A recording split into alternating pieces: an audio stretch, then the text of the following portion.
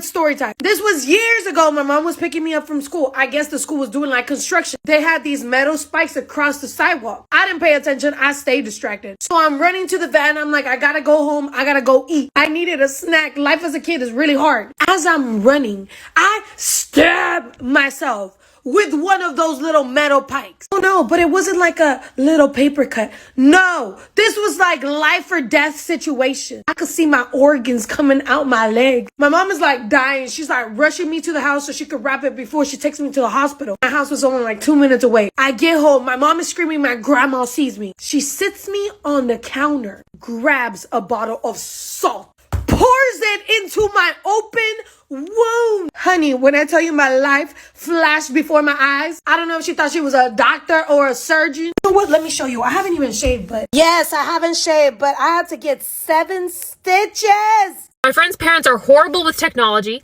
and she was helping them with their iPhones at one point, and she set up Find My Friends and shared their location with her so she can track them at all times, but now vice versa, and they don't know that this is happening to them. So she keeps tabs on her parents, and on her wedding day, they were late to the rehearsal dinner, and she was really upset because when she checked their location, they were still at the hotel. And so she called her mom, and she said, "Why are you late? This is really important to me. I'm really upset with you." And her mom said, "Honey, I don't know why you're so mad. We left the hotel a long time ago. We're only 5 minutes away." And my friend was so frustrated because she knew she was being lied to, but there was no way for her to tell her mother that she knew that she was lying without telling her mother that her iPhone had been compromised.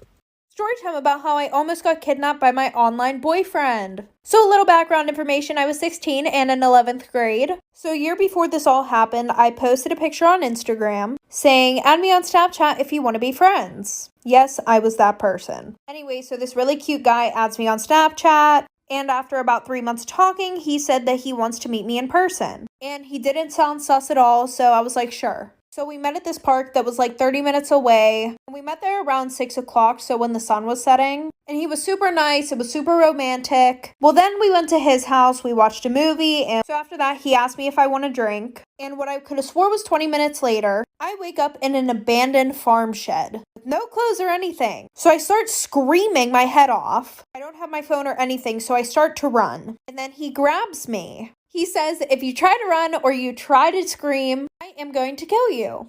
Part 2 about how I almost got kidnapped by my online boyfriend. So like I said, I wake up in this abandoned farm shed. I don't have no clothes. I don't have a phone. So I try to run and he grabs me. He says that if you run, I will kill you. So I was like, okay, fine. What do you want from me? So he starts putting on lingerie and tells me to also put some on so we can take pictures together. What the actual you know what? So after that, he starts crying and he starts telling me his whole life story and how he's not who I think he is. Turns out that he's 32 and he just goes online pretending that he's 17 years old. So I just try to comfort him, right? It ends up working. He brings me my clothes, tells me to run, or else he's going to, once again, kill me. So I run, I go to this gas station, get picked up by the police, find my parents. Luckily for me, I paid attention to where everything was. He was arrested, he's still in prison to this day, and I got grounded for 3 months. My brother told me that he heard my voice at work recently and he thought that's weird because my sister lives in another state. And then he realized that one of his coworkers was watching one of my TikToks. Thank you, by the way, coworker of my brother. And so he said, "Hey, that's my sister." And his coworker just said, "No, it's not." And he said, yeah, it is. And his coworker said, "You guys don't look anything alike. And this girl has a lot of followers, so no." And in the guy's defense, my brother and I don't look alike or like the same stuff or talk the same or we're very different, but we do have the exact same parents. So that's a pretty big thing to have in common. And on the follower count, you don't lose siblings as you gain followers. It's not like every 100,000 siblings you just like... If there was a button I could press to trade certain siblings for followers, I would, and they know who they are, but that's not a thing. And so my brother said, "No, really, that is my sister." And the guy said, "Okay, well, if she's your sister, do you have any pictures of you guys together on your phone?" And my brother said, "No, I just got a new phone, so I don't have any pictures on it," which is true, but also sounds like something a liar would say. And then my brother found out that multiple of his work colleagues are subscribed to me on TikTok, which again, thank you. But he called me because he was concerned. He realized that his coworkers probably know me better than he does, because he doesn't follow me on TikTok because he doesn't think I'm that cool for some reason. So we had a really nice chat thanks to that happening. Okay, so while I'm finishing making these birria tacos, ooh, you already know what time it is. It's story time. Back in the day when I was single and ready to mingle, I was a bridesmaid for this wedding, and the dress was so ugly for me. Like, why did she make us wear those dresses? No offense to her, but yeah. Not cute. But you know, back then I still felt kind of cute in that potato sack. So I saw a guy a couple tables down and I was like, oh, he's tall and kind of cute. I didn't do nothing about it though, because you know I'm not going to look thirsty out in these streets. So after the wedding, I stayed to help and clean, and I guess they did too because they were friends with the bride or something. I was picking up the petals. He comes to try to help me because you know picking up petals is such a hard job. He starts trying to flirt with me and I'm like, oh, this dude has a deep voice. But like it was really, really deep. Almost too deep, like voice effect type of deep. Like I got a cold and bronchitis type of deep. Like I'm half asleep type of deep. Anyway, so he ended up getting my number because, you know, he thought I was cute. But 2 days later when we were talking on the phone, I guess he forgot his voice at the wedding. His voice wasn't deep anymore. Like, why would you do that? So one of my roommates tried to steal $600 from me. Story time. When I was in college, I had some very interesting roommates. Like, one of my roommates used to poop standing up. I wish I was joking, but I'm not. Like, some of my roommates were just wild, to say the least. But anyway, this story is going to be about my roommate, and we're going to call him Steven.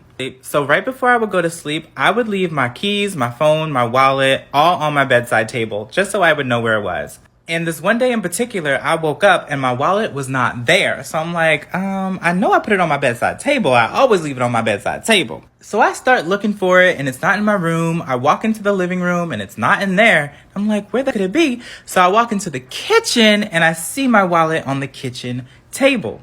And at the same time I saw my wallet, I saw Steven putting away all these groceries. Like he had mad groceries. But I didn't think anything of it. I thought it was weird that my wallet was on the table, but I just figured I left it there or something. Well, later that day, I went out with my friends to go get something to eat, and my card gets declined.